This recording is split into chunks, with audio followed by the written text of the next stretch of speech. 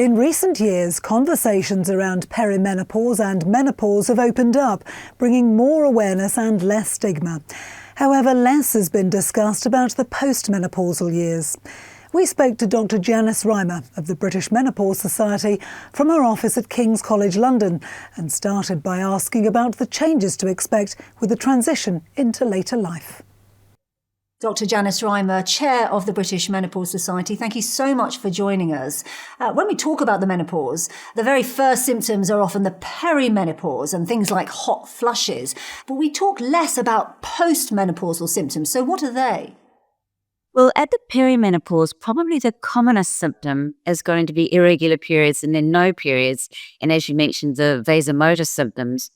But as the estrogen deficiency goes on, probably the most predominant symptom is going to be the vaginal symptoms, where the vagina becomes very dry, it actually shrinks, it can become quite sore, and around the urethra it can become particularly sore, and this can mean that women can get ascending urinary tract infections.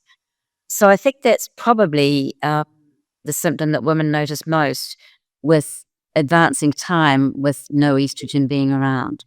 When we look at the menopause now, there are many more treatments available. Women obviously can find it much easier to get things like HRT. But for women who went through the menopause maybe 10 years ago, that really wasn't the case. So would they benefit from something like that now?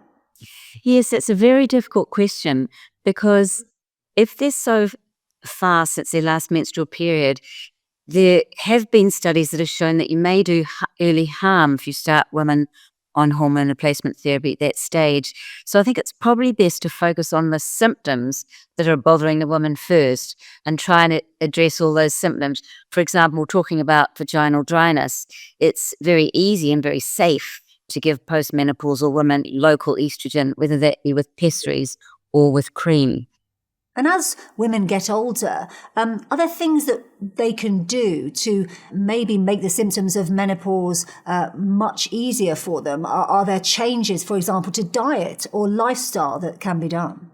As women age, they put on weight, and those are women both on HRT and not on HRT. So I think it's very important that women have a sensible diet, a healthy diet, and also exercise.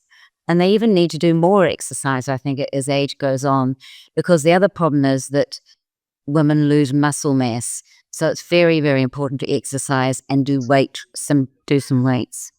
Thankfully, we're talking so much more about things like the menopause now, and it does feel as though it has finally been destigmatized. But do you think that means that older women are able to embrace later life more than they used to? Yes, I think that's a really good point. I think it's wonderful that there's more awareness of the menopause and more education about the menopause. So I think it gives women confidence to talk about it and not suffer in silence and also not be embarrassed about it. I think we can still do a lot more in the workplace, and we need to educate managers to be sympathetic to women and help postmenopausal women get through this difficult stage. But I do think it's much better now. People are talking about it and not seeing it as a terrible stigma. Dr. Janice Rymer, thank you so much for talking to us. Thank you very much.